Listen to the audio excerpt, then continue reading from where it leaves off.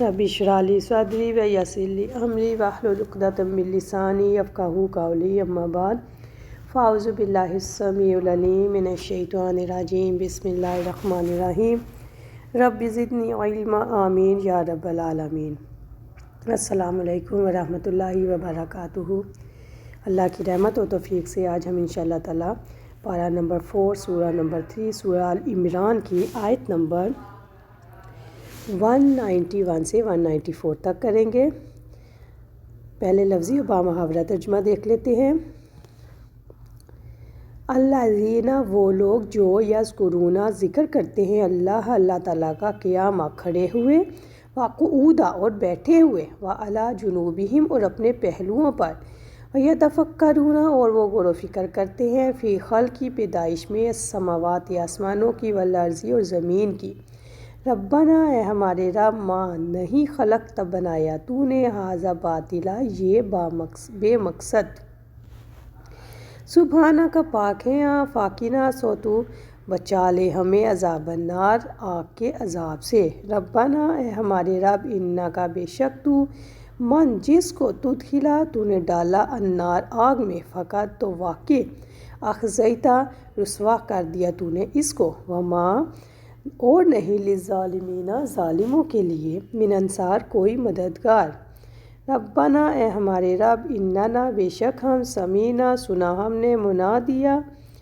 منادیا ایک پکارنے والے کو، ینادی پکار رہا تھا، منادی کر رہا تھا۔ منادی جیسے پہلے زمانے میں منادی کراتے تھے نا، جب کہ اسے کوئی خاص بات بتانی ہوتی تو پورے گاؤں میں منادی کرائی جاتی تھی، اعلان کرنا، اور اس سے کیا مطلب ہے؟ پکارنے والا، للایمان ایمان کے لیے، ان یہ کہ آمنو تم ایمان لائے، بربکم ساتھ اپنے رب کے، فآمنا تو ہم ایمان لے آئے، ربنا اے ہمارے رب، فاغفر لنا پس تو بخش دے ہمارے لیے، ذنوبنا گناہ ہمارے، وکفر عنا اور تو دور کر دے ہم سے، سیئاتنا برائیاں ہماری، وتوفنا اور تو فوت کرنا ہمیں، مع الابرار نیک لوگوں کے ساتھ، ربنا اے ہمارے رب، وآتنا اور تو عطا فرما ہمیں، ماں جو وعدتنا وعدہ کیا تو نے ہم سے، علی رسولک اوپر اپنے رسولوں کے، ولا تخزنا اور نہ تو رسوا کرنا، یوم القیامہ قیامت کے دن، انک بلا شبہ تو، لا تخلف المیعاد اپنے وعدے کی خلاف ورزی نہیں کرتا۔ وہ لوگ جو ذکر کرتے ہیں، وہ لوگ جو کھڑے اور بیٹھے اور اپنے پہلوؤں پر لیٹے بھی اللہ تعالیٰ کو یاد کرتے ہیں، اور آسمانوں اور زمین کی پیدائش میں غور و فکر کرتے ہیں، اے ہمارے رب، تو نے یہ سب کچھ بے مقصد نہیں بنایا، آپ پاک ہیں، سو ہمیں آگ کے عذاب سے بچا لے، اے ہمارے رب، بے شک جس کو تو نے آگ میں ڈالا تو اس کو واقع تو نے رسوا کر دیا، اور ظالموں کے لیے کوئی مددگار نہیں، استغفر اللہ۔ اے ہمارے رب، بے شک ہم نے ایک پکارنے والے کو سنا جو ایمان کے لیے پکار رہا تھا کہ اپنے رب پر ایمان لاؤ، تو ہم ایمان لے آئے، اے ہمارے رب، بس ہمارے گناہ بخش دے اور ہماری برائیاں ہم سے دور کر دے، اور ہمیں نیک لوگوں کے ساتھ فوت کرنا، آمین۔ اے ہمارے رب، جو وعدہ تو نے ہم سے اپنے رسولوں کی زبانی کیا ہے، ہمیں وہ عطا فرما، اور قیامت کے دن ہمیں رسوا نہ کرنا، بلا شبہ تو اپنے وعدے کے خلاف نہیں کرتا، بے شک۔ اللہ کی رحمت و توفیق سے اب ہم آیت نمبر 191 کو دیکھتے ہیں۔ الذین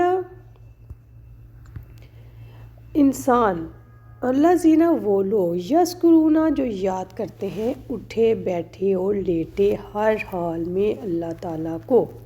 انسان جب اٹھتے بیٹھتے اور لیٹتے ہوئے ہر حال میں اللہ تعالیٰ کو یاد کرتا ہے، اس کی یاد سے غافل نہیں ہوتا، اور اس کائنات پر غور و فکر کرتا ہے، تو اس یقین تک پہنچ جاتا ہے کہ اس کا کوئی خالق ہے جو قدرت رکھنے والا، مدبر اور حکمت والا ہے۔ اللہ تعالیٰ نے یہاں پہ اولو الالباب یعنی عقل والوں کی اوصاف بیان کیے ہیں۔ عقل والوں کی اوصاف کیا ہے؟ کہ وہ کھڑے بیٹھے اپنے پہلوؤں پر لیٹے، یعنی کروٹوں پر بھی ہر لمحہ اللہ تعالیٰ کو یاد کرتے ہیں، اور آسمانوں زمین کی پیدائش میں غور و فکر کر کے کہتے ہیں کہ اللہ تعالیٰ تو نے سب کچھ بے مقصد بنایا ہے، پیاری بہنوں، کیا آپ عقل مند ہیں؟ کیا آپ بھی اللہ کا ذکر کرتی ہیں؟ چلتی پھرتی، اٹھتے بیٹھتے؟ سوچنے والی بات ہے۔ اپنے دلوں کو ٹٹولیں، اپنے دلوں کو ٹٹول کے دیکھیں، اور اگر نہیں تو کوشش کریں کہ آپ بھی عقل مند بن جائیں۔ ابن عباس رضی اللہ عنہ سے روایت ہے کہ نبی اکرم صلی اللہ علیہ وسلم جب رات میں تہجد کے لیے کھڑے ہوتے تو یہ دعا کرتے: اے اللہ، تیرے لیے ہی تمام تعریفیں ہیں، تو آسمان اور زمین اور ان میں موجود تمام چیزوں کا نور ہے۔ تیرے لیے ہی تمام تعریفیں ہیں، تو آسمان اور زمین اور ان میں موجود تمام چیزوں کا قائم رکھنے والا ہے، اور تیرے لیے ہی تمام تعریفیں ہیں۔ تو حق ہے، تیرا وعدہ حق ہے، تیرا قول حق ہے، تجھ سے ملنا حق ہے، جنت حق ہے، دوزخ حق ہے، قیامت حق ہے، انبیاء حق ہیں، اور محمد رسول اللہ صلی اللہ علیہ وسلم حق ہیں بے شک۔ اے اللہ، تیرے سپرد کیا، تجھ پہ بھروسہ کیا، تجھ پہ ایمان لایا، تیری طرف رجوع کیا، دشمنوں کا معاملہ تیرے سپرد کیا، فیصلہ تیرے سپرد کیا، بس میری اگلی پچھلی خطائیں معاف فرما دے، وہ بھی جو میں نے چھپ کر کی اور وہ بھی جو کھل کر کی ہیں۔ تو ہی سب سے پہلے ہے اور تو ہی سب سے بعد ہے، صرف تو ہی معبود ہے اور تیرے سوا کوئی معبود نہیں۔ یہ صحیح بخاری کی حدیث ہے 6317۔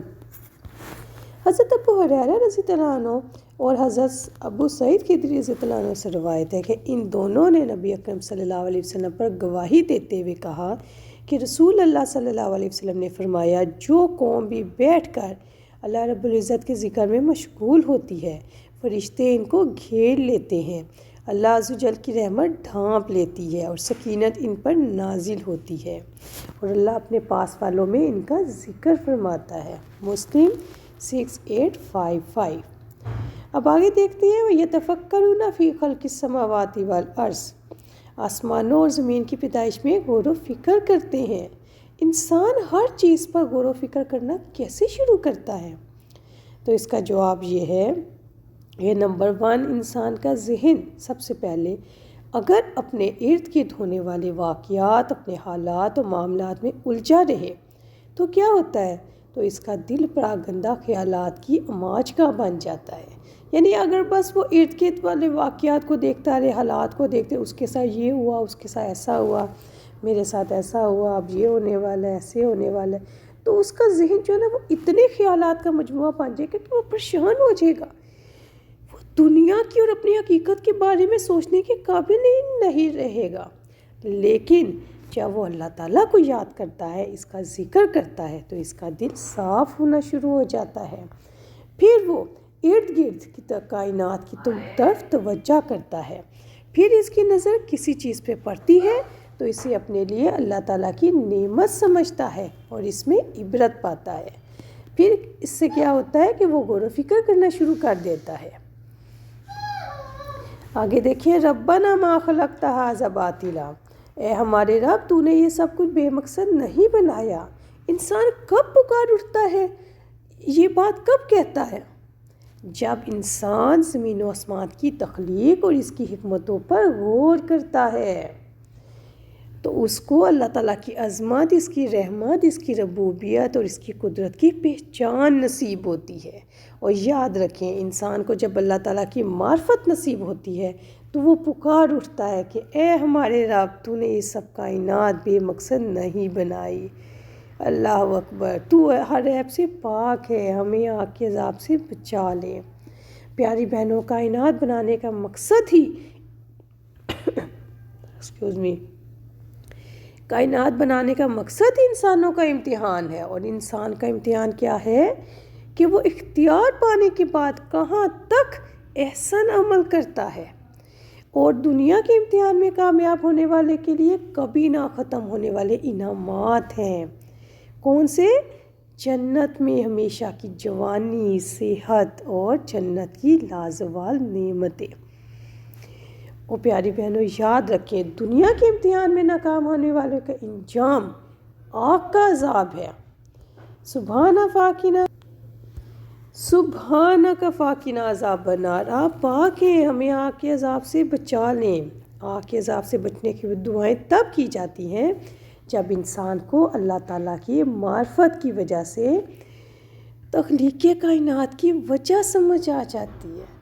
عقل والے جب کائنات کے اندر کام کرنے والی سچائی کو پا لیتے ہیں تو وہ یقین کر لیتے ہیں کہ کائنات کے اندر ایک تقدیر، ایک تدبیر، ایک حکمت کام کر رہی ہے، اور اس شعور کے ساتھ ہی وہ جہنم کا شعور حاصل کر لیتے ہیں، اور فوراً ہی انتہائی عاجزی اور یکسوئی سے خشوع خضوع کے ساتھ کانپتے دل کے ساتھ دعا کرتے ہیں، اور یہ دعا ان کے دل کی گہرائیوں سے نکلتی ہے کہ اے اللہ آگ سے بچا لے، آمین۔ حضرت ابو ہریرہ رضی اللہ عنہ کہتے ہیں کہ رسول اکرم صلی اللہ علیہ وسلم نے فرمایا، جو ڈرا وہ بھاگا، اور جو بھاگا وہ منزل کو گیا۔ سنو، اللہ کا مال بہت مہنگا ہے، خبردار، اللہ کا مال جنت ہے۔ ترمذی 2450۔